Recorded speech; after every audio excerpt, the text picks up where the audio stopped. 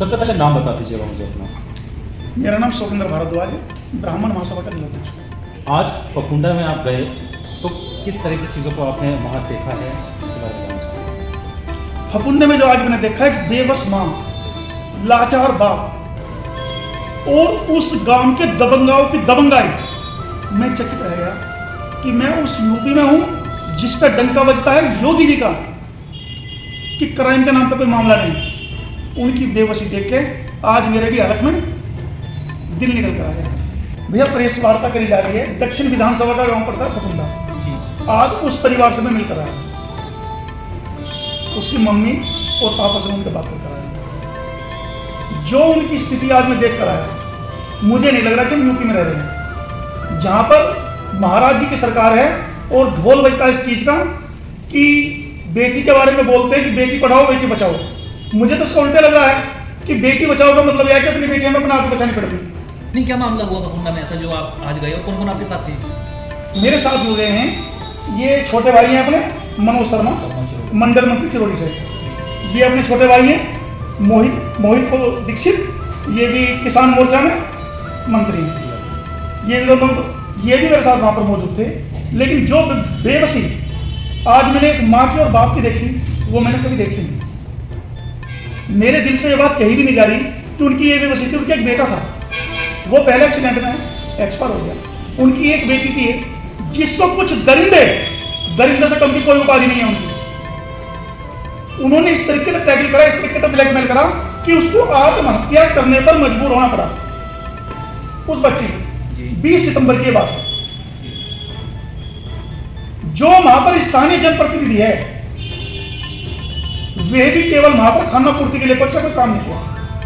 अरे सदस्यता अभियान चल रहा है, कम मना कर रहे हैं। तुम सदस्यता अभियान चलाओ, कुछ भी चलाओ, तुम अपने क्षेत्र के अपने जनप्रतिनिधि हो वहां पर, तो जाकर उस परिवार से मिलते हो। नहीं, जब आप वहाँ पहुँचे तो आपने क्या देखा?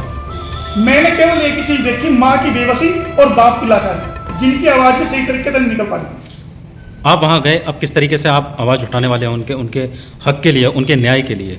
उनके न्याय के लिए भैया हमारी आवाज आने वाली जो 2 अक्टूबर है, इससे पहले हम अपने पूरे समाज को इकट्ठा करेंगे, सबसे बातचीत करेंगे और इस मामले को लेकर एक बड़ा आंदोलन चलाएंगे, क्योंकि पूरा समाज एक साथ है, इकट्ठा है।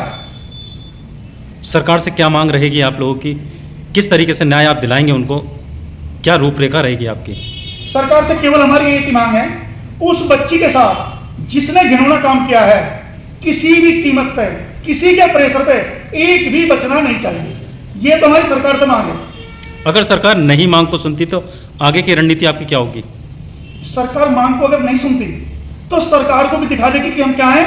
फिर 2 तारीख के बाद में सर्व समाज में बैठ के निर्णय लिया जाएगा। वो सर्व समाज का निर्णय होगा। वो किशोर गुर्जर जी, उनकी वीडियो सुनना, बड़ी लाचारी के साथ पता क्या बोलते हैं? कहने लगे जी हमारे तो मतलब जिस तरीके से मुख्यमंत्री के वहां पर सुनवाई होती है, सब जानते हैं, हमारा तो काम ही नहीं, हमारी सुनवाई नहीं होती, तो हम तो कार्य करते हैं। जब विधायकों का हाल है तो मतलब हमारा क्या हो रही है? अभी कुछ गिरफ्तारी हुई है इस मामले में? जो अभी केवल एक गिरफ्तारी हुई है, एक बच्चे की, और 3 फरार है। 4 के नाम है FIR उनकी, लेकिन ये 4 ही नहीं है। जब ये 4 पकड़े जाएंगे तो मामला और भी बड़ा खुलेगा, क्योंकि उस लड़की को काफी दिन से ब्लैकमेल किया जा रहा था। अब कितने लोगों ने किया वो तो आगे जांच का विषय बनेगा ना। जब इन 4 गिरफ्तारी हो जाएगी, आ रहे हैं कि स्थानीय जनप्रतिनिधि को छोड़कर हर नेता केवल में इंसाफ के लिए ही जा रहा है कि इंसाफ मिले। ये बात मैं खुद भी कह रहे हैं। तो यानी 2 तारीख से आप अभियान चलाने वाले हैं इस पर? अगर 2 तारीख तक उन 4 की गिरफ्तारी नहीं हुई तो हम अभियान चलाने के लिए विवश हैं। और एक बात और मैं डंके की चोट पर आपसे कह दूं, और हमेशा कहा, मेरे लिए सबसे पहले मेरा समाज है, पार्टी बहुत बात की चीज है। ठीक है, बहुत। ऊर्जा मंत्री सोमेन तोमर जी, हाँ बिल्कुल, उन्होंने कोई भी एक बच्ची किसी भी समाज की हो जिसके साथ इतनी बड़ी घटना घट जाती है, तो उनका क्या फर्ज बनता है? उन्हें सजा दिलाए। 20 तारीख से आज 28 तारीख हो चुकी है। जो उन्होंने बताया है, केवल 1 मिनट के लिए गए थे, वो भी किनको लेकर? जिन्होंने ये कांड किया है, आरोपियों को लेकर उनके साथ गए। उनके मम्मी पापा की बताई बता रहे हैं जो उन्होंने हमें बताया। ये कौन सा तरीका भाई? कोई भी जनप्रतिनिधि हो ऐसे चलेगा? कुछ भी हो जाए, एक कदम पीछे नहीं हटेंगे। किसी के प्रेशर में, किसी की ताकत में इनकी जरूरत का फर्क नहीं मानते, और न उस परिवार को मानने में। अब तक हमारी, जब तक हमें पता नहीं था तो करते क्या, अब जानकारी हुई है तो कोई कितना प्रभावशाली व्यक्ति, हमें फर्क नहीं पड़ता, हम सजा दिलाए बिना नहीं मान लेंगे। और अब मैं चाहता हूं कि मेरे मनोज भाई भी 200 रखें। सच्चाई तो यही है कि बहुत बुरा हादसा है उनके लिए। और मैं तो ये मांग करता हूँ जो स्थानीय जनप्रतिनिधि जा रहे हैं उनसे मिलने जा रहे हैं, सब उनके दुख में शरीक है। दुख है, बहुत बड़ा कांड है, कोई छोटी मोटी बात नहीं। आरोपी किसी भी जाति का हो, कल उनकी भी बेटी हो सकती है। आज ये है बेबसी, उनकी माँ बाप की आंखों में हमने बेबसी देखी है। बेबसी क्या चीज़ होती है, गरीबी क्या चीज़ होती है, लाचारी क्या चीज़ होती है। उनके साथ हम बिल्कुल डटे हैं, उनके साथ कंधे से कंधा मिलाकर खड़े हैं पीड़ित परिवार के साथ। और मैं ये मांग करता हूँ एक पार्टी का कार्यकर्ता होने के नाते कि जो पीड़ित परिवार है वो कहीं भी है, वो बीजेपी का एक कोर वोटर माना जाता है परमानेंट। वो कहीं भी वोट नहीं देता, वो बीजेपी को वोट देता है। ब्राह्मण परिवार से है पीड़ित परिवार, बीजेपी का कोर वोटर माना जाता है। मैं मुख्यमंत्री जी से मांग करता हूँ कि पीड़ित परिवार को अपने पास बुलाकर उनकी बात सुनी जाए। उनके साथ जो अन्याय हुआ है, दबाव में लेकर पोस्टमार्टम भी नहीं कराया गया है, नहीं तो बहुत राज खुलते। और ये सब बेचारी, मौत एक आखिरी रास्ता होती है। मौत कोई आसान चीज़ नहीं है, कह देना बहुत आसान है, लेकिन मौत जब चारों तरफ से सब रास्ते बंद हो जाते हैं तब तो मौत चुनता है इंसान। मोहित दीक्षित जी, आप भी वहाँ पर गए तो आपने क्या देखा पूरी घटना के बारे में? हम वहाँ पर पहुँचे तो हमने देखा कि माता पिता एक साइड बैठे हुए हैं, आंखों में उदासी, गम लिए हुए वो बैठे थे। हमने देखा कि एक जो उनके मन में लाचारी थी, आस थी उन्हें, वो किसी को भी देखकर आस में जाग जाते हैं हमारी कोई हेल्प करेगा।